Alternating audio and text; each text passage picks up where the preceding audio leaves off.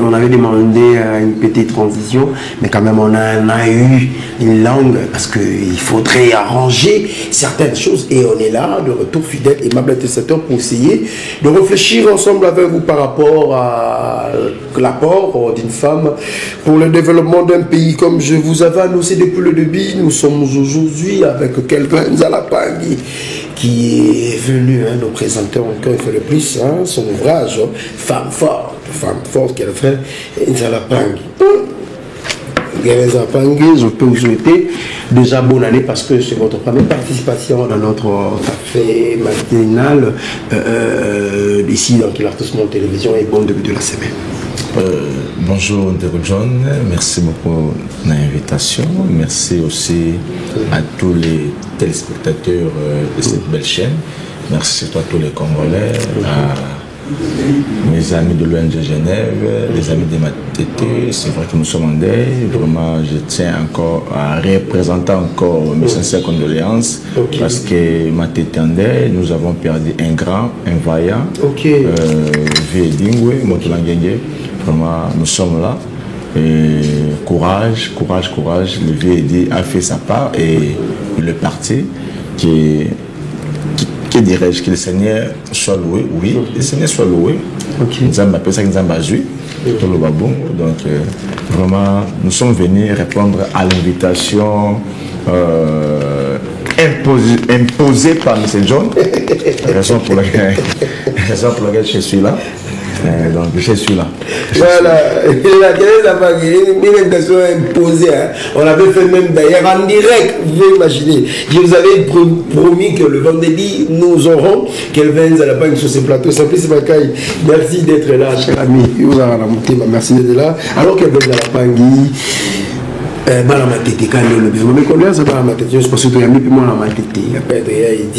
donc ça fait quand même, c'est une personne où on a tiré la bastation dans la vie, tout le monde a traumatisé à moi, on a gagné au tout, on a su gagner, mais quand même, on a compris que c'était pas ce que nous étions en train de croire dans notre enfance. Kelvin Nzala-Pangui, où l'on va parler, Tikoya Boué, Néni, on a rappelé mon politique. À l'autre jour, on a anglais,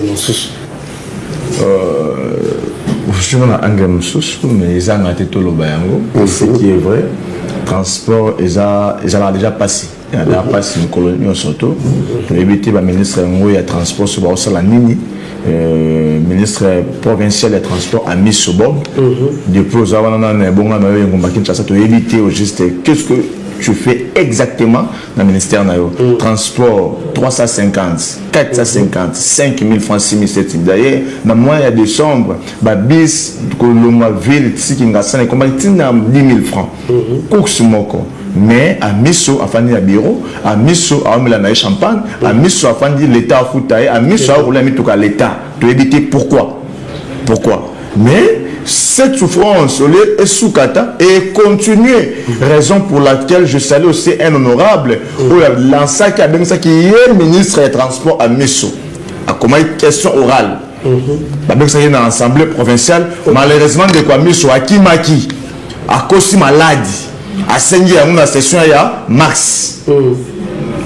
À Kimaki, vous répondre la question orale au député Moko provincial comme il a pour à tout le député à tout le non, je suis malade, on a raison et au plus la politique congolaise va faire ça na maladie. Mais quand il y a la maladie, sont tali à la champagne, sont tali va faire ça au Kenya. Raison mais ce peuple congolais qui va souffrir en transport. To banda souffrance depuis Kala. Je salue André Kembouta. Je salue ce ministre de cette époque. Transport, il va prix à transport 450 francs et souvent à 500 francs. 500 francs souka. Tinder qui mouta qui a tika transport à 500 francs. Mais le lot où sommes-nous? Transport est long à 500 francs. Tina 8000 francs. Net le lot, bah chauffeur, bah le même ça la tête. Bah on ça la tête. Transport, bah comment le transport à combien? Donc, bon, tu as posé une invitation. Aujourd'hui, moto, est-ce que vous dites comme 8000 francs. Maintenant, tu as dit que la Mokani, tu as dit que la ville. Et pendant que les gens ont autorité compétente, il y a ville à Kinshasa. La autorité en Bazali ou Wapi.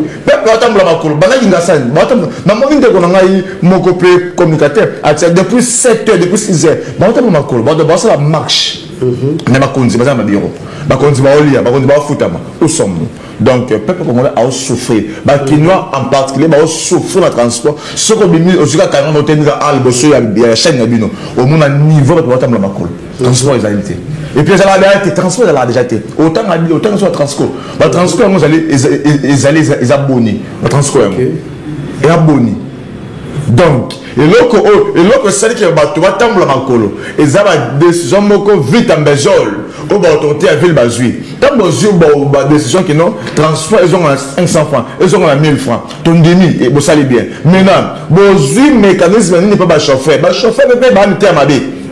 Versement, il y a 207. Versement, il y a sprinter. Il y a 120 000 francs, 140 000 francs congolais. Mais chauffeur a mettre cours sur mon corps, 2 000 francs, 5 000 francs. Alors, madame, sur 20 personnes, donc, alors, ça a un bon versement, quand on a cours sur mon corps à Sali. Ok. L'État a vu des sommes comme là, mon bon. Il faut donc s'imposer. Chauffeur, c'est le abo sala. L'homme a boyi. L'homme a boyi. On finit par sala. Mais au monde, va procéder dans le procéder. Donc, tout ça dans la ville, Moko, Tatate, Mamate, Bunda et Moko. Bunda et Moko. Dans la Ligue des Champions. Moi, je suis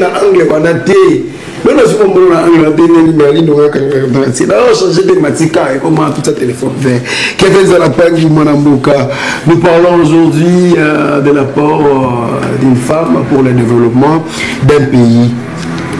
Jeudi 16 janvier, on est pour assister à ouvrage de réalisation de image vernissage, il y a livre Femme forte. Femme forte, il y a apport d'une femme pour le développement d'un pays. Kelvin Zalapangi, Femme forte, livre qui touche, mais quand on peut décortiquer les bisous, on vous donne le temps. Femme forte, combien de chapitres, l'idée maîtresse, qu'est-ce qui vous a poussé en fait? Vous tournez le beau jeu, ça n'y a pas de livre, il y a un mobali, papa Nangai, pour même moi, bah je vois John Banaliawa, bah Kimbangu Bazali, mais you en le kéka Maramoko, femme forte, il est en merci beaucoup, John Motuna. À chaque fois que il faut qu'on valoriser moto, aller malamo parce que beaucoup parfois l'ignorent et que la personne centrale, la personne principale, il y avait humaine, ce n'est pas l'homme, c'est la femme. Et Belé va baraté, et puis Belé va faire un débat et à débattre. Ce que moi c'est à l'été, mon kilepe et Sukiwana. Donc moi c'est à jouer un rôle moko, à jouer un rôle moko central dans Nzambe.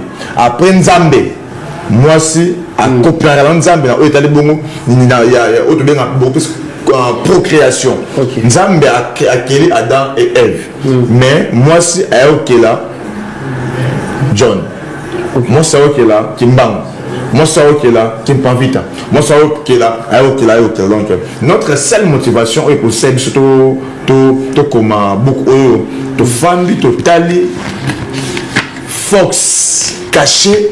Au moi si à Mayango. Parfois moi si mon père Barayango pour le cas plus tous éléments au moi si à Yébi ou à Yébité. Tout ça on a beaucoup moi si à Zonga moto. À conscience des hommes pour que le pays est développé. Parce que aussi longtemps la femme ne prendra pas une bonne conscience, ce pays ne connaîtra jamais un développement. Sur tous les plans. Sur tous les plans, je l'ai dit. Je crois qu'on se rappelait, et monsieur tout ça au niveau de Selembao. Il y a quand je crois le 21 avril, si je ne me trompe pas, il y a Simon Kimbango. Pourquoi pas la comité Simon Kimbango? Simon Kimbango, oui, Simon Kimbango, dans l'église kimbanguiste. Mais aujourd'hui, si nous parlons de l'église kimbanguiste, c'est grâce à une femme. Et non Simon Kimbango. Simon Kimbango n'a jamais créé une église. Simon Kimbango n'a jamais laissé une église. Simon Kimbango a laissé un mouvement. Un mouvement. Après son arrestation, Kimbangu est parti en prison, sa femme, au nom de Marie Mouilou Kiawanda, Voilà. qui a bâti cette église. Mon père a accueilli à Baniko pour Sanissa Bato, Marie Mouilou. Et Marie Mouilou a été en charge. Il y a Sanissa Bato. Mais elle a été en charge. Il y a beaucoup là-bas, pour dire que la femme n'est pas la moindre des personnes. La femme, elle est beaucoup. Pour l'homme, la femme d'ailleurs, Ndeko John, le lot, il a dit que vous avez un marché à nous. Quand vous avez là. Madame Bambote, Miska Zalala Daliso. Donc pour dire que quand vous avez on remarque dans le studio, autour de la chambre, ça va faire Barawana. So il m'a razate, t'as une salité. Au moins, la mousse, il y a Yomoko. Dra ya Yomoko. On a un mot sur la moté. Dra ya Pamba, Yomoko. Il y a Yomoko, on l'a fait Yomambeto. Mais, une semaine sur la moté, 2 mois sur le dos, on qui peut voter. Mais le jour où la femme, on tient le colonel, on a changé de forme. Pour dire que la femme a la capacité naturelle et des capacités que la femme possède de John, l'homme n'en a pas. L'homme a bête à tout le même casse naïe. Cela ne veut pas dire que je suis en train de discriminer l'homme. Non du tout. La femme est forte sous l'aide de l'homme. Et de l'homme conscient. Parce qu'il y a des hommes oyoyo. Balingate mbasma qui de liboso. Abinga moi ça otekate. Ngam ça salate. Fanda banda kuboko la bana. Non. Moi si azaba capacité moko ya ebele o ceux qui mobile ou encadrer moi si malamu moi ça dit à quoi avancer. Livre comporte au moins 18 chapitres. Dans ces 18 chapitres, le tout premier chapitre s'intitule La femme et le socle de l'humanité. La femme est le socle de l'humanité. Exactement, ni dans le chapitre. La femme est le socle de l'humanité. Donc pour dire que la femme joue en complicité avec Dieu. Cela veut dire quoi? Ceux qui font en coopérance avec Dieu, donc Nzamba bota mwasi. Pour Nzamba bota mwasi, il faut mwasi coopérer dans Nzamba. Donc attends, on va au combat jamais semi. Attends, l'autre même a deux fois on a sima. Mais il y a mwasi. Na mobile, il y a différent. Pour dire que mwasi a toujours mwasi. Mobile a toujours mobile. Donc mobile est boité mobile. Mobile a ma casse naïe. Mobile a zawana comme étant orienteur. A orienté mwasi. Alors c'est un zéla. Mais mwasi. Donc John, ce qui moque à la biso. To PC c'est comme ma lame. Et pas mwasi, yébete moka oyo et qui les bosso. Et dans des autres chapitres to décortiquer, to mécanisme qu'on décortiquer chapitre après chapitre, chapitre après chapitre. Surtout le mot wana. Idée maîtresse, notre idée générale. Qu'est-ce que nous voulons dire par là? L'idée générale, il y a mwasi. Voilà. Mais plus sur le livre. Idée maîtresse, ils allaient être mwasi oyakala, mwasi oyantiquité, mwasi oya époque contemporaine. Aza mwasi ote ya lelo. Donc John ba ancêtre na biso ba pesa ki mwasi valeur te lo lenge esengelaki. Ba valoriser ki mwasi te. Mwasi azali comparable avec deux ndako. Mwasi azali lokola pondaise, mema zemi bota fanda na ndako. Nzela qui est là, c'est là plus mibali. Mwasi otanga te. Mais le loyo balobi garçons filles tous à l'école. Donc pour dire qu'il y a au moins un changement. Dans le changement on va aussi beaucoup plus. Moi si ça allait éveiller. Ce qui moi si ça allait éveiller te yemoko. John, nous t'assomme là c'est le quoi na alité. Raison pour laquelle on va plus. Moi c'est nous tous salini et ça. C'est nous tous salité et à passe comme yemoko. Voilà. Waouh. Quelle belle à la pangi. Dans mon livre qui toque ma casse, il y a quelque chose de gâteau bivin, pour honorer maman, on se paye moi s'il faut monter à lier ça là. Ah, on a monté dans la 7e page, au commis, cette publication introduit un regard plus complexe sur la femme comme force sociale et spirituelle, tout en renforçant l'idée de justice et de changement. Tout est aux Alana, ministre de la justice, et à mon amour aussi. C'était une femme. Ce livre met davantage l'accent sur le rôle de la femme dans l'évolution de la société tout en honorant son pouvoir de transformation. Aujourd'hui, on a une ministre femme. Mais Kevin Zalapang, n'a pas mis balle. na maman pe moi absolument quoi na ngote moi Kevin Nzala Pangi na motuna ndeko John otundi na ebiete biso bino ba journaliste beaucoup plus sur les individus biso tant comme beaucoup to commence sur l'idée générale. Très bien. Tant que belenga likambo ya mama mokonzi mboka Judith Tuluka Soumino Ali Mwasi kasi soki pour batuna bien motuna tu na réfléchir tu vois maman ministre en cadre de gouvernement azali na basi boni on remarqué que Biba Bazali est belé donc pour dire que moto azokamba gouvernement azali Mwasi Bible ça avec confusion. Moi je dis que Azo échoué, à ça de l'autre côté, Banoa non maquillé, et l'autre côté. Non. Ok. Je dis Tuluka est comme un coach. Elle est là en train de coacher Constant Moutamba. Elle est là pour coacher qui encore Moukoko Samba. Elle est là pour coacher tant d'autres ministres.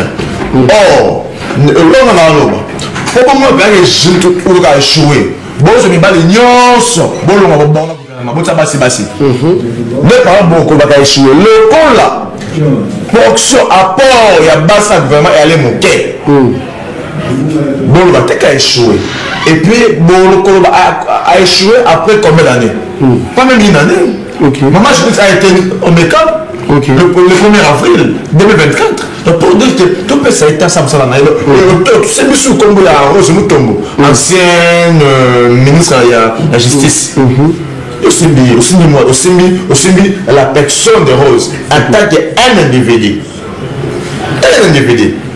Rose là mon d'accord pour échouer. Mais les gens Rose va aller belé. À part Mutombo, à part Rose va aller belé. Elle soit Rose Mutombo a échoué. Elle va aller à échouer. Dans un recours, d'une manière générale, moi si, tout le monde a la faiblesse à moi si. La femme a ses faiblesses, la femme a ses défauts. Mais au-delà des défauts, la femme a des valeurs. Surtout, de travailler à valeur, moi si, yébaki, ako, ça a été mboka oyo, et kende, le bosso. Moi, ça a été mboka oyo, et le bosso.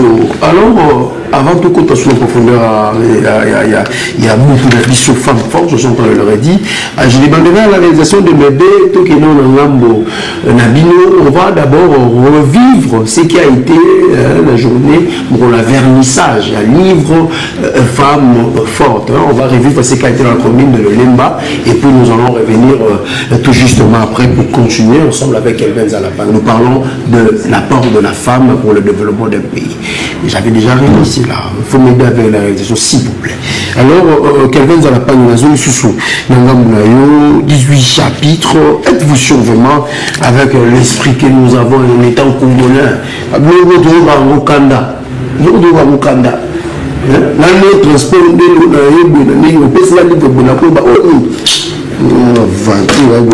l'eau, on va vanter. Nous sommes dans la bisoté. Nous sommes dans la bisoté avec cette livre.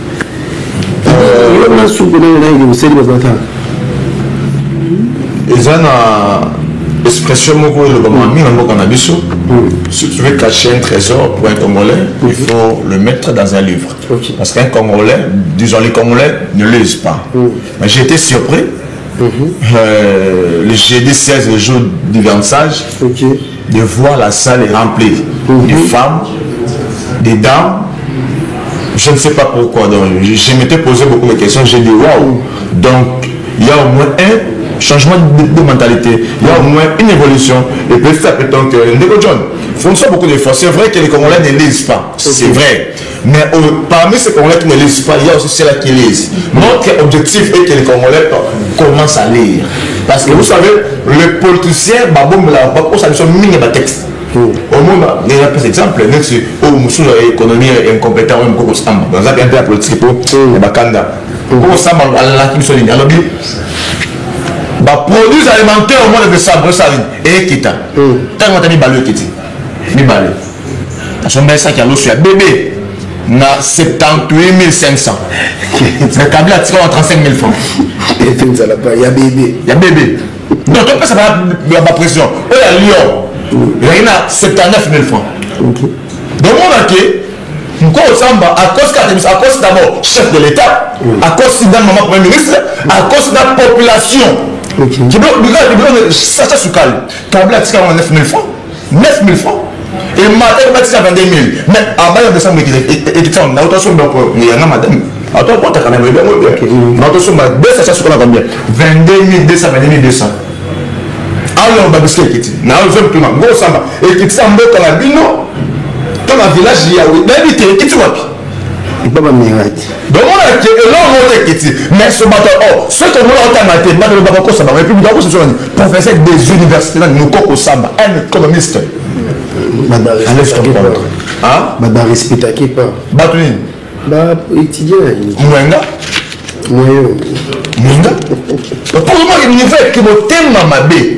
Quand on a fait le soit cher, sous quelle la chair, c'est un mot qu'on battait, c'est un mot qu'on battait, mais je m'en foufou. Qu'on le battait. C'est un mot combien? Oh, même quand on va plus à chaque fois, c'est un mot de son nom, on a 68 000 francs. On a 28 000 francs. Alors, 68 000. À tout le monde, non du tout. Non du tout. Quand on l'a essayé à Tanga, ce qui a Tangi, à Mini Baba, on l'a moïbi. On l'a encore sa biso. Mais c'est beaucoup ça. Beaucoup ça l'année. Donc, vraiment, j'en sais plus. Je recommande cet ouvrage. La base Signos. C'est vrai, dans la pièce, c'est comment il va le sur un livre. Parce que même pas ça, ça soit Tangi à Osoye, sur un 4 mois. Ok. Donc, il y a 18 chapitres. Un livre de plus de 200 pages. Il y a un roman. Il y a riche. La combien de mois-ci? La combien de mois-ci? Tous on a tout confirmé. Alors, moi, Dieu, on a platiné. On va revivre ce qui a été le vernissage et puis nous allons revenir après.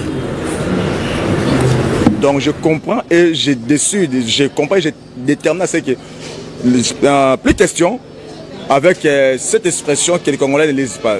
Non, les Congolais jadis ne lisaient pas, mais cette fois-ci, la jeunesse lise. Les Congolais, nous avons changé notre mentalité. Raison pour laquelle nous invitons aussi les Congolais, ceux qui traînent le pas, emboîter le pas afin que nous puissions aller de l'avant. Parce que ces pays, pour les développer, il faut lire. Parce que les politiciens sont des menteurs, entre guillemets. Souvent des menteurs. Or, quand tu lis, tu vas découvrir beaucoup de choses. Raison pour laquelle la femme doit lire. La femme porte la solution aux questions de milliers de Congolais. Le livre comporte 18 chapitres. Dans ces 18 chapitres, nous avons décortiqué chaque chapitre après chapitre. C'est vraiment des riches chapitres. Et dans ces 18 chapitres, nous avons résumé, fait au moins un petit résumé. Le résumé dans ces 18 chapitres, c'est quoi? La femme est une force motrice pour ce pays. Voilà au moins. Et la maison d'édition, vous trouverez d'abord pour ceux qui sont en Europe et en Asie, en dehors du pays, peuvent l'acheter en ligne au moins d'Amazon. Amazon, vous tapez seulement le nom du livre et l'intitulé, l'auteur. Donc vous tapez Femme forte, Kelvin Zalampang, vous aurez votre livre à un bon prix. Et ici dans notre pays, la seule maison, c'est Mediapol. Hormis Mediapol, vous pouvez encore en procurer ces livres au niveau de notre bureau privé. Notre bureau privé, soit via le numéro de notre secrétaire, plus 243 89 40 90 488, c'est le numéro de notre secrétaire. Là, vous aurez votre livre sans problème. Actuellement, aujourd'hui, c'est la publication. Le livre est vendu à 10 $. À 10 $, c'est ici. Et je crois très bien, les différentes maisons d'édition, je ne crois pas qu'ils mettront ça à 10 $. Mais du moins, dans notre bureau privé, le livre se vend à 10 $. Voilà un peu. Merci beaucoup. Tout à l'heure. Mais j'aimerais bien dire, parce que vous pouvez contredire une thèse. Tout à l'heure d'applaudir pour vous-même. Merci beaucoup. Hymne national. Très bien, vous revivez en gros, vraiment, on est assister à la vernissage à livre. Alors, Kevin Zalapangi, tout peut s'abattre spectateur au moins idéal parce que même en tant que professeur même sur la réaction par les côté que les syllabis tout bas c'est sur la syllabis par lui dans le chapitre moi je me rappelle ils ont ouvrage nous sommes à somba par rapport à chapitre chapitre, il y a combien de chapitres? 18 déjà comme je vous ai dit, les 18 chapitres se présentent comme suit. La femme, source de vie, comme premier chapitre. La femme, source de vie. Chapitre 2, le pouvoir de la patience et de l'amour chez la femme. Chapitre 3, la femme et l'éducation. Chapitre 4, histoire des femmes pionnières en Afrique. Chapitre 5, femmes et pouvoir spirituel. Je ne saurais pas vous donner les résumés de chaque chapitre vu le temps. La télé, c'est le temps. Chapitre 6, la femme dans les traditions et modernité. Aujourd'hui, nous avons des smartphones, iPhones, ainsi que nos anciennes traditions. Comment faire ces mélanges. Chapitre 7, femmes et justice. Des combats inachevés. Vous venez de me parler de Madame Rose. Il y a beaucoup de choses. Chapitre 8, femmes et leadership. Chapitre 9, la femme, symbole de résilience. Chapitre 10, la femme et la reconstruction sociale. Chapitre 11, femmes et créativité. Chapitre 12, femmes et santé. Gardienne du bien-être familial. Chapitre 13, la femme face à la violence. C'est un chapitre riche encore. Chapitre 14, femmes et économie. Un moteur de développement. Pas comme celui de Mukoko Samba. Mettez votre confiance sur la femme et non sur Mukoko Samba. Chapitre 15, la femme comme agent de changement. Chapitre 16, femme et identité, construire sa propre histoire. Chapitre 17, la femme de demain, espoir pour les générations futures. Et enfin, chapitre 18, les femmes et la paix mondiale. Voilà au moins un résumé des 18 riches chapitres que nous avions décortiqué chapitre après chapitre lors de notre vernissage. Voilà, finalement, nous te remercions d'avoir commencé un message. Nous avons dit quand nous avons un message, femme et leadership. Dans 3 chapitres, normalement, le chapitre 8, chapitre 11 et le chapitre 17. On va résumer et pour permettre de répondre à la question. Chapitre 8, femme et leadership. C'est quoi le résumé? Et en même temps aussi, question à lui.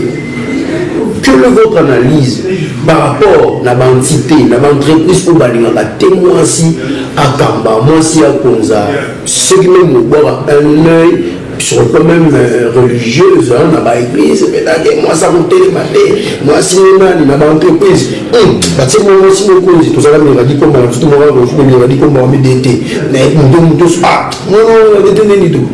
Quelle autre analyse par rapport à vous sous-estimer la femme? Parce que vous avez parlé aussi de son leadership Tabatani à chapitre 8. Avant de répondre à votre question, moi j'aimerais que nous lisions d'abord le chapitre 1er. Voilà. Chapitre 1er, le résumé. Voilà. C'est moi la réponse. On a battu l'ingadi tam sous Miradia. Akuma DT. Mutuma comme mon consumer boy. Et ça, le chapitre 1er. Ce chapitre présente la femme comme le socle de l'humanité. Celle qui porte et donne la vie. Pas seulement la vie humaine, même la vie d'entreprise. Pas seulement la vie humaine, la vie d'une manière générale. Au niveau des entreprises, nous avons des vies. Au niveau des commerces, nous avons des vies. Au niveau de l'entrepreneuriat, nous avons des vies. Au niveau de nos familles, nous avons des vies. Au niveau des églises, nous avons des vies. Donc même à l'église, vous ne pouvez jamais parler de l'église ou d'une église sans la femme. D'ailleurs, je peux mettre qui comme un défi. Sur 99 églises dans notre pays, les femmes représentent une affaire de 95% dans toutes les églises. Donc, nous avons une église dans l'église. Donc, dans l'état moi si, moi si à sa vie. Moi, je ne parle pas de n'importe quelle femme. C'est vrai, nous avons des femmes et des femmes. Mais notre objectif d'écrire ces livres, d'écrire cet ouvrage, afin de ramener encore ces femmes parfois qui était hier moins importante dans la société, afin d'emboîter les pas pour que Bakoma est utile dans la société. Parce que tu as vu très bien, moi, c'est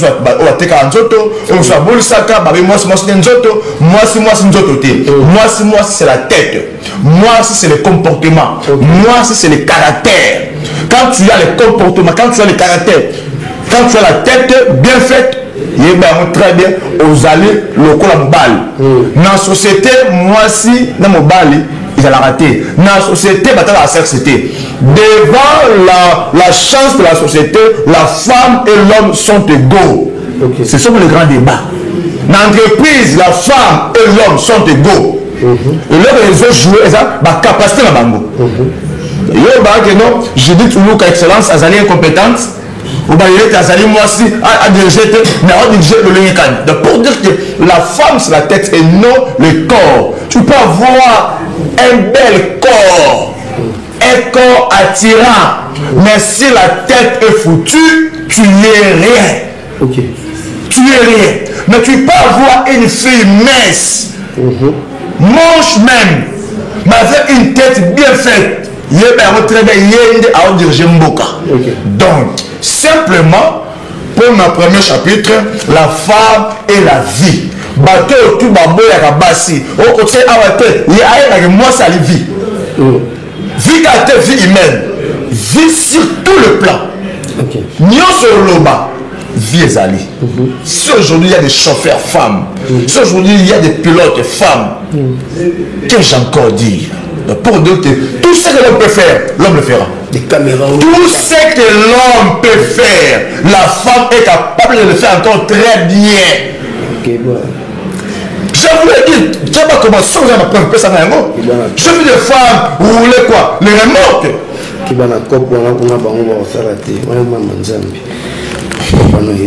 On a bien chapitre 7 on a 8 femmes et leadership. Ces chapitres illustrent la capacité des femmes. Je le répète, ces chapitres illustrent la capacité des femmes à diriger et à innover avec des exemples de leaders contemporains comme Michelle Obama. On appelle ça exemple. Comme Béatrice Kipavita et Kimpavita. Akufa Lolenge Nini. Béatrice Kimpavita, prophète né Congo, Akufa na âge à 24 ans. Pour atteindre qui va portugais. Alors, le pont à livre, le livre de la richesse, c'est un quartier. J'ai tout écrit. C'est le fruit de plus de 4 ans. Je me rappelle. Donc, pour dire que nous sommes un quartier, préfacé par une professeure des universités. Pas seulement la tricherie. Non, chapitre 11, femmes et créativité. Qu'est-ce que vous voulez parler en fait de femmes et créativité? Qu'est-ce que vous voulez parler en fait? Et votre analyse par rapport à ces femmes, il y a les lots où croisant ma beaucoup, la tata, la seconde maman, 8e bureau, 9e bureau. Nico John, Nalobi à moi, chapitre 11, la femme et créativité. Aujourd'hui, l'économie congolaise, nous avons au moins une économie informelle à 95%. Quand on parle informel, c'est des femmes, c'est des femmes. C'est des femmes. Des femmes contribuent beaucoup dans ces pays, mais beaucoup l'ignorent. Prenons par exemple, madame Conception Tongo, lui pas moto, attends, lui pas comme la Malili, Malili a la moto, à 5 heures. Bon, nous on qui m'a tembelé, dit écoute, non, ma femme, mais papa, madame, on fait la bête, l'habitant est incompétent, à fort. Juste un petit rappel. Moi, c'est ma casse. Quelle est la page du chapitre 17, la femme de demain, espoir pour les générations futures. Exactement. Merci.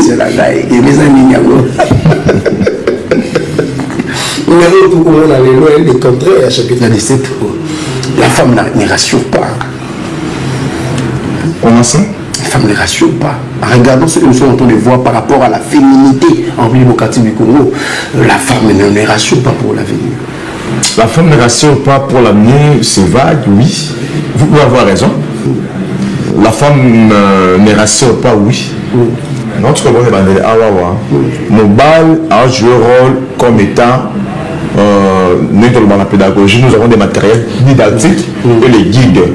Mobile a comme étant guide. Mobile a pour guider moi aussi. Or, la femme ne rassure pas. Non, si cette femme capable de porter une grossesse pendant 9 mois, 9 mois de souffrance, 9 mois de peine, 9 mois d'humiliation, pendant que moi, c'est un mes papa a obéi à double de 6 000 bandes. Mais maman a souffert. 9 mois de souffrance, humiliation, peine, tant de risques liés à sa vie, à supporter l'amour. Comment cette femme ne rassure pas? C'est faux.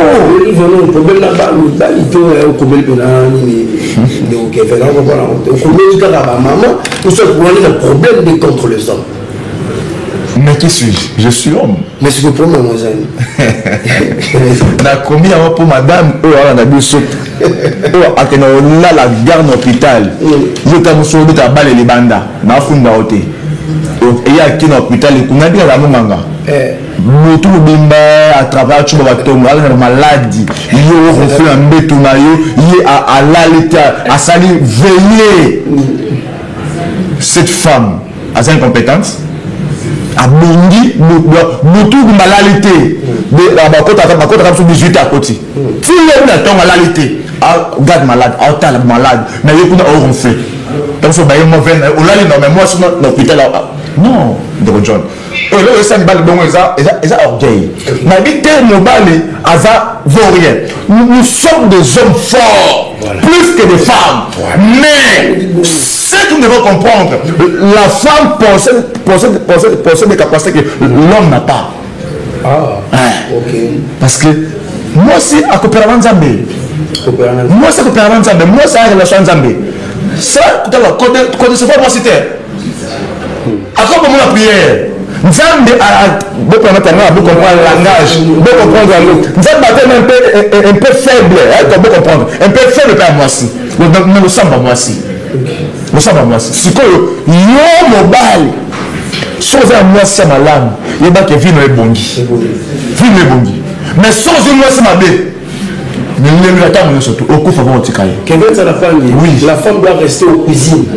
La femme ne doit pas travailler. Conception nous avons il n'y a pas besoin de ça. C'est une mauvaise conception, un mauvais concept. Pourquoi? Quand on dit la femme doit sa place à la cuisine, sa place à la maison, même après ça un article. Nos ancêtres,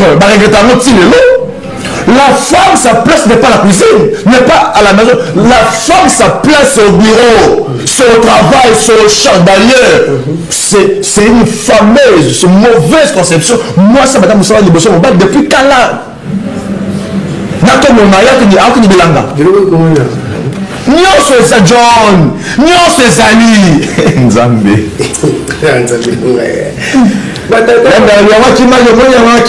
Batata bangala bazalaka maheli balingaki mingi kolia musuni ya nzombo bapesi bamama mekila balia musuni yango te bapelana baki mystique batata bangala. Mauvaise conception. Mauvaise conception. Balia musuni yango te kaka bango balamela mongala mosaka na ngai. Mauvaise conception. Alors, avant Platini Banda, topé Ballon Bouquet avec une chanson et puis nous allons revenir après.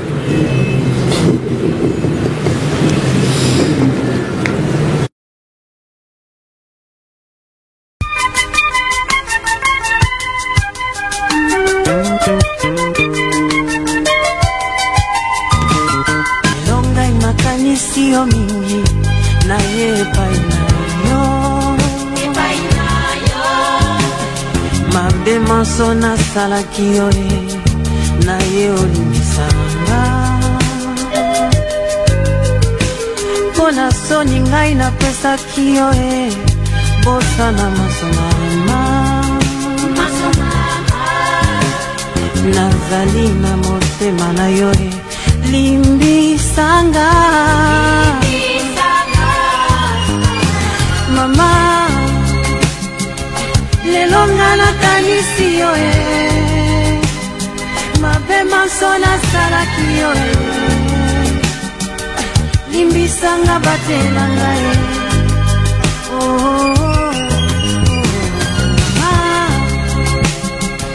Lelonga na kanisi yoe Mabema sona nasalaki oyo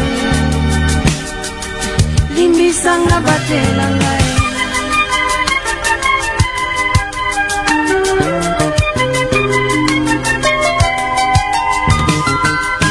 butu ya lelo nalali te motema sepai na yo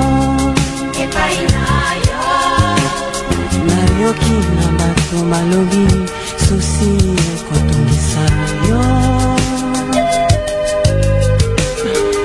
pasi mingi na motema mosiko oyo nga nazali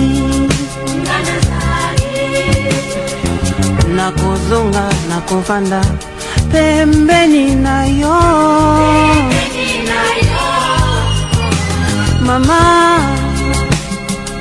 zelanga nakoya ye mokili etikelanga se yo nyongo nanga nafuti nano te mama zelanga nakoya ye mokili etikelanga se yo nyongo nanga nafuti nano te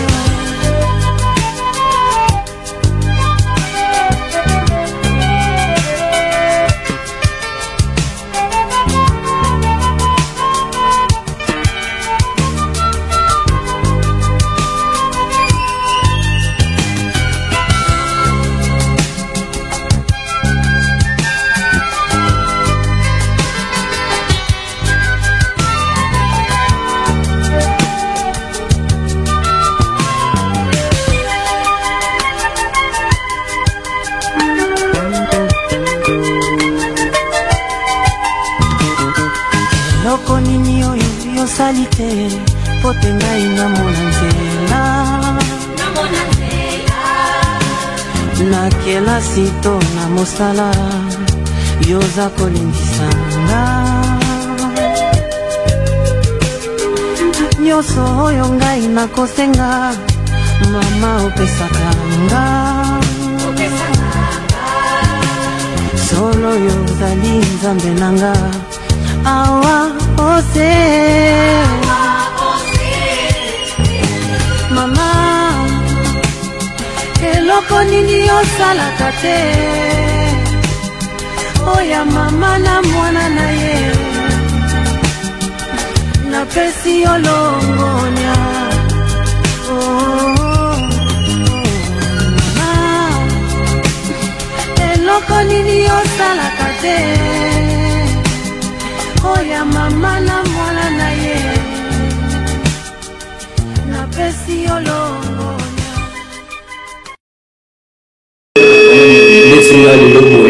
la journée à Motamananga m'a pensé beaucoup plus penchée sur ma mère quand quelqu'un s'appelle Oloba elle a été encore jeune la maman c'était une histoire à Bétilang elle a été encore jeune abi nazala na posa peno mangala nan nazala posa no na dinda nan mais tango ya kuya na limaki abi na koga pe okende pe yi je vois Dieu pas à la tête mais parce qu'elle avait voulu que je sois là c'est une pensée aussi que on en savons un moment vraiment merci à toi ma maman chérie Élisée Odia maman Élisée Odia merci beaucoup pour boire le lazim John et à Bombi Ango. C'est vraiment très important. Raison pour laquelle gâteau, plutôt gâteau d'anniversaire, tu peux s'arrêter bassi. Ok. Tout ça l'a appelé ma maman. D'ailleurs, moi, je pense à ma mère. On a plutôt fêté le 18. Moi, ça fêté le 19. Je pense à maman la biso. Maman, mamie, mampouya. Ok. Topesio Mbote. Maman Bijan, Acha. Topesio Mbote. Bouchouchou Monique, Bobota Biso. Topesio Mbote. Parce que sans bignon, Biso, tout le monde est aux alatés. Donc, cadeau anniversaire, que ça peut mère. Pas la mère. Maman, il faut que je finisse avec le monde là, on fait ça. Parce que tu avais voulu. Je suis à la télé, il faut nous en parler. Alors, la chanson a fait aussi plaisir à une dame aussi également qui nous suit en ce même moment. Nadège Ndaya, de la part de Moses. Nadège Ndaya qui nous suit depuis que c'est aussi une femme. Question Nadège Ndaya. Allez-moi aussi, la femme forte. Nous sommes pas la femme gars, TikTok, Zani. YouTube, tout comme ça. Nadège qui nous suit de la part de Moses. Merci. On entend un intervenant qui nous a écrit: les femmes se servent de l'éducation qu'elles reçoivent pour accroître leur présence sur le marché du travail. Diversifier leur emploi du temps au-delà des travaux ménagers et de soins à la famille, et avoir un impact au sein de leur communauté, de l'économie et de la société. Elles apportent la contribution énorme à l'économie, que ce soit au sein des entreprises, dans les exploitations agricoles, comme entrepreneuses ou employées, ou par leur travail non rémunéré à la maison, où elles s'occupent de leur famille. On a des contributions à Ndeko Simplice Makaya. Ah, merci beaucoup Ndeko Simplice Makaya. Merci beaucoup de la contribution. Pour dire que Ndeko Simplice a aimé mon tour à moi aussi. Ok. Moi aussi, moi ça c'est belé de John. Tout ça là, autre ça là, le lendo. Mais moi ça à l'ignorance. Voilà. Moi c'est à l'ignorance. Donc le bon monter pour te payer ma PK. Donc le bon monter pour te payer tout ma casse. Mais le vérité pour attendre ma sous à ça là ma lame colléca. Voilà. Mais de mauvaises femmes peuvent la prendre avec une mauvaise conception à ma PK. Okay. Moi je suis non. Okay. J'ai écrit ces livres non pour vous donner, pour vous faire encore à ce que beaucoup orgueillissent, non de tout, mais juste et si canayo. Et ce que nous appelons ça, c'est une place vraiment très très importante. Ce que je veux là, ma lame le canamo qui n'est jamais sorti la trace. Voilà. Mon bala pour les gâteaux n'a trace, mais moi ça tire toujours la trace. Toujours. Toujours. Chapitre 13, sur certains chapitres aussi d'ici là, par rapport à chapitre, ils allaient belé, donc on peut s'en aller la femme face à la violence, qu'elle veut à la femme, par rapport à nous, tout n'a spécialisé. Est-ce que pour raisonner qui est par rapport en cherchant à savoir qu'est-ce qui pousse maintenant aux femmes d'être violées? Merci beaucoup. Nous surtout les alliés, nous surtout. Ni ne pousse ça et pour ça car moi c'est ça la violer. On a dévolé la réponse et un gâteau livre. Et puis dans les liens le dans livre oyo. Nous avons dévolé on a c'est dans le livre dans chapitre 13. La femme face à la violence. Un chapitre consacré beaucoup plus aux violences faites à la femme. Très bien. À la femme, notamment le viol comme arme de guerre. Arme de guerre, notamment, il abordait les solutions possibles pour protéger et défendre les droits des femmes. Cela veut dire quoi? Nous sommes sans ignorer quand les femmes sont violées à l'est de notre pays. Elles ont indépendamment de volonté à cause de la richesse à Moka. Moi si, il y a des violences sous plusieurs formes. Violence, on va se faire moi si ça a été non de toucher m'excuse. Mais mon second a saboté moi si. À 4 étés, à côté de moi si. Donc, à moi si. Violence faite à la femme. Guerre. Mais couramment dans notre ville province de Kinshasa, il y a des violences faites à la femme, vice versa. Les femmes aussi violent les hommes, les hommes aussi violent les femmes. Donc, qu'est-ce que je conseille? Donc, pour dire que moi, si mon bal a comme un peu pour violer, moi, si n'a dévolé, soit moi, si je m'appelle accès. Par rapport à l'habillement, par rapport à comportage, ou soit mon bal à Mélie, mais qui t'a maté, maman, je t'ai 500 euros, à Kimbolo, à Monica Moulatine, à Kani, à violer. Voilà. Donc pour dire que la forme de passer la solution. Oh, maintenant, la femme doit être protégée. Or, pour te protéger moi aussi contre la violence, il faut que je me comme agent protecteur. Moi, c'est un de Komanga. Moi, c'est un ennemi dans ma tête. Moi, c'est un adversaire dans ma tête. Moi, c'est un équipe dans ma casse. Peu importe l'équipe dans ma casse. Donc, c'est censé protéger. Toi, moi, c'est l'équipe dans l'indoki. Ok. Oh, moi, c'est un beauté. Oh, moi, c'est un balai dans son baïté. Donc vous avez droit d'intervenir pour sauver moi aussi.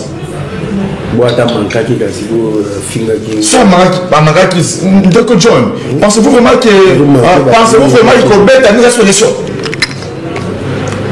Non, je ne crois pas. Je ne pense pas. Dans ce cas, on n'a jamais pas esclave à Bétimère. À Bétaïté. Et il y a un peu de course en disant que sur la Bétimère, c'était. Ça me dit que tu sur le titre de la beaucoup de Bétaïté. C'est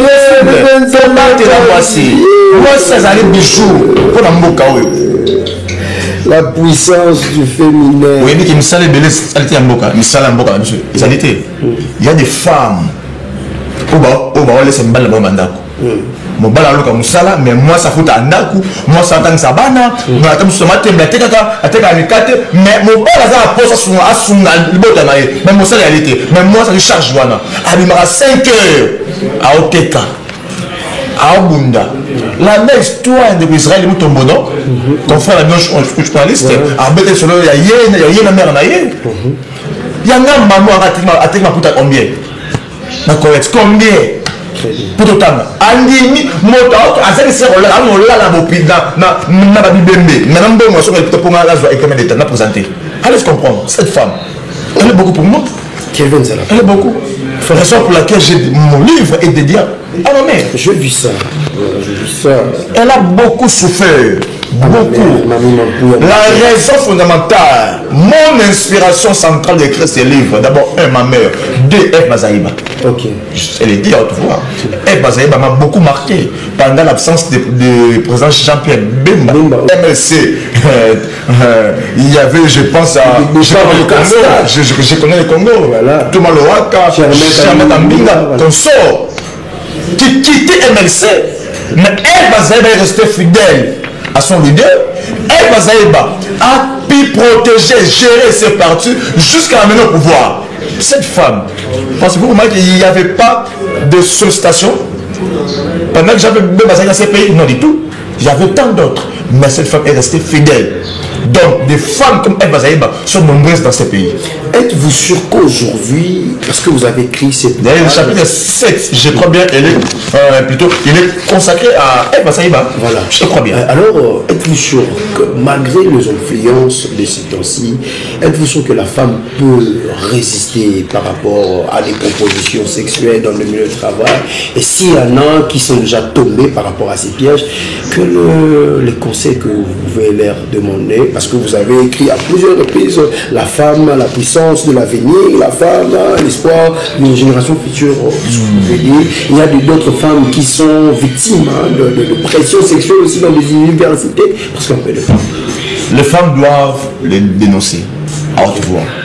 Le milieu de service n'est pas un milieu pollué pour les femmes, non. La femme est censée de laisser son mari à la maison et aller au travail. Calmement. Donc, nous n'avons pas besoin de voir les Balthazar dans nos entreprises. Non du tout. Raison pour laquelle j'ai dit aux femmes, devant des propositions pareilles, il faut les dénoncer. Même si le votre DG, surtout dans votre domaine, ça se passe beaucoup. Vous les journalistes, vous les médias, pourquoi ça nous crée espace à tourner mon émission? On ne faut pas tatami. Il y a de la judo ou bien mini. Ils sont insensés. Oh, cette femme sur le sungier, le bien sungayo. Sur le sungier. D'ailleurs, les femmes, c'est des personnes qui ont moins de grand cœur, qui supportent des choses. Donc, moi aussi, attention, Ekoya. Nous sommes allés à la Simba, on dit à Moussaki, à patrouiller. Zala déterminé. Tant mieux au père de Moussala, mais au père de jamais d'unité naïo. Dignité, tu n'as jamais la boutique, ni la pharmacie. Réputation, ta réputation, tu ne l'achèteras jamais. Jamais. Je dis jamais. Mais les hommes sont nombreux. Tu peux refuser et accepter l'autre là. Mais si tu perds, nous sommes mal, même les nous sommes mal pour la dernière. Si on a eu lieu, il y a eu un frappé. Surtout les bas comprendre. Il va dans la bonne ligne. C'est là, il y a eu. Pire, mon cher. Quand on battait, on était frappé à 4 coups. Au bon moment. Vous savez, pire, il y a papier. John Balthazar. On a fait que tu as 4 cours. Et tu as faible. Faible était. Aux unions qui m'ont dit la morale. Les femmes. Mon bal en bas, c'est tout les jeunes sœurs. Mon bal en bas, mon bal, elle va monter au bal. Mais moi si, elle va jamais me bal en bal. Alors moi. Quelqu'un se l'a pas dit. Livre autour de livre Oyo, d'abord. Tu as signé contrat Mediapol, je crois bien, au cours de cette semaine. Vous trouverez ces livres dans toutes les maisons d'édition de Mediapol. Vous trouverez ces livres. Ces livres, vous allez les trouver dans la maison Mediapol d'ici là. Vous pouvez encore l'acheter en ligne sur Amazon. Vous tapez tout simplement Femme Forte Kelvin Nzalampan. Vous aurez ces livres. Ou soit, vous pouvez passer dans notre bureau privé, mais je ne saurais pas citer l'adresse parce que je suis politique. Voilà, très bien. Je suis politique. Soit appelez dans le numéro aux journalistes à relaxer M. Bourgeois, livre dans le bureau Nabiso, jusque-là, ils ont $10. Mais dans Mediapol, contre le signé Mediapol, c'est une maison. Hein. Voilà. Je ne peux pas refuser. Mediapol a tiré, je crois bien avec $20. Mais tu as $15 pour permettre à la femme de jouer un bébé. Donc, voilà. Donc l'idée principale est pour éveiller la femme et non à gagner quelque chose. Ceux qui ont gagné, ceux qui ont gagné quelque chose de John, je peux vous assurer ou je peux vous dire, poser la question à Miral Kongala lors de la publication de cet ouvrage. Il était présent dans cette salle, cette grandiose salle. Nous avons beaucoup dépensé afin d'aider la femme. Si notre idée c'était de gagner quelque chose, ces livres n'allaient pas être vendus à $10. Donc, loin de moi l'idée, dans un commerçant, dans la politique. Dans la politique, non comme santé. Non santé. Donc, non politique avéré, n'a pas politique bien malade. Donc, ceux qui livrent, après ça dit benga, secrétaire soit au benga, secrétaire scozali, équipe pour bimba. Au benga peut s'adresser à sur Yango sans problème. Sans problème. Alors, nous sommes arrivés à la fin. Nous sommes arrivés à la fin. Juste un petit conseil que j'avais écrit. J'avais dit aux femmes, juste une petite lecture. Voilà. J'ai écrit ce livre pour une raison profonde et universelle. Rendre hommage à la force infinie de la femme. Cette force est souvent sous-estimée, mal comprise, mais présente dans chaque moment de la vie. Du plus banal au plus extraordinaire. J'ai voulu partager une vision qui va au-delà des stéréotypés.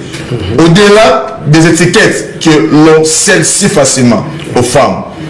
Deco John, en les observant de près, analysant le rôle dans la société, dans l'histoire des sphères privées comme publiques, il est impossible de ne pas être frappé par la multitude de qualités et des dons et des pouvoirs que les femmes incarnent. Ce livre est un cri d'amour et de reconnaissance envers toutes les femmes. Un message qui dit que leur importance dans ce monde n'est pas plutôt une option, mais une évidence.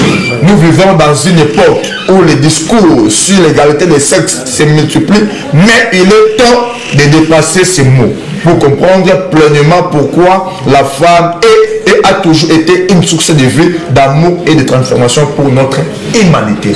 La femme, elle est beaucoup pour l'humanité, pas seulement la RDC, mais pour l'humanité. J'ai écrit ce livre non pour le Congo, mais pour le monde entier, parce que la raison pour laquelle il y a ces sections du pays, bah, nous sommes déjà livrés à Amazon. Voilà, merci mon amour Kevin Nzalampan. En attendant, c'est dans la page rose. Déjà, je vous recommande d'aller acheter encore plus cette livre, comment femme forte, vraiment les ouvrages Madame Miradi Komba. Tu peux en procurer déjà. Jérôme Mougué, mais tu peux en procurer. Jérôme Mougué, là, maman, ma casse. Et là, maman, donc, ce sont des livres à acheter, ce sont des livres à en procurer. ça parle de la femme. C'est un peu Makai, Nadège Ndaya. Voilà le livre on a procuré que nous allons faire Bébé Makas. Ce qu'on dit, par exemple, dans Amazon, il faut qu'il y ait un site Amazon où commis femme forte aux gens dans Mediapol, quand la minute et comme avant, parce que si ça mon contrat, c'est mettre d'accord. Ce qu'on dit, c'est pas tout le monde qui a bien sous Toto Djouro à John. Et puis dans Simanango, après ça, on a numéro à secrétaire. Non, c'est mieux de vous le donner maintenant là. Les secrétariat à Genève, ici, Kevin appelle la président de la ONG, mais après c'est le numéro secrétariat, la Mosali, 089 40 90 488. Je répète, 089 40 90 488. La femme forte. Sur certains l'équivoque qu'on a, la femme doit rester aux cuisines, la femme doit faire ceci, la femme doit faire ceci. Il y a deux autres qui vont vivre. À part, il y a femme dans la vie là-bas. Oui, vous allez témoigner de ma mobile. Je dis on est quelqu'un n'a pas mis sur le il y a ma lame. Il y a ma lame. Même pour notre pays, la République démocratique du Congo. Si le Bakambia, maman Bakambia, si on peut déterminer, toutes les choses peuvent changer. Parce qu'avec Madame Juliette Soumina, nous voyons quand même que non, la dame a coordonné certaines choses. On dit que c'est la femme qui le fait. Ma maman F. Bazaïb aussi également. Qui a plus de télévision. On a une patronne qui est une femme. Depuis tout le temps, si on a coordonné, nous savons, il y a un problème. Ronald qui s'en va, on a un public qui l'a. Quand elle est là dans la chaîne, vous allez sentir qu'il y a une femme qui est dans la chaîne. On ne peut pas voir des bidons à gauche, bidons à droite, vous comprenez que non, la femme a un apport. Le moment qu'il faut voir nos bassins babomambo, quand on peut tailler la série à Eve, vous avez à Guinée, vous avez le moment qu'il faut voir, on est qu'il faut y avoir ma canisse à Ghana. Vous avez un Ghana, autant à qui balasata, à être pour adapter pour un dimanche point. Alors, dans la transition, on va prendre la page rose pour en finir directement avec le film de Testateur. Merci beaucoup, Lokassa. Tu as dit que pendant Tekena, pendant Tekena, tu as Mboka, Kassi, tu as beaucoup plus de livres. Parce que pendant Tekena, tu as tellement belé, Balassim. Voilà, merci, je dis, nous sommes arrivés à la fin. Quoi comprendre sur l'apport d'une femme pour le développement d'un pays. Vous avez compris, je vous recommande encore pour la 1e fois aller en procurer ces livres. Merci à cette grande équipe technique qui m'ont accompagné. Je vois comme ça Aaron qui est assuré de côté de la régie finale. Nandaya, Nathalie Bissot, et en même temps aussi merci à Platini Banda, merci à Finekis, en même temps aussi, merci à Miradi Kouswa,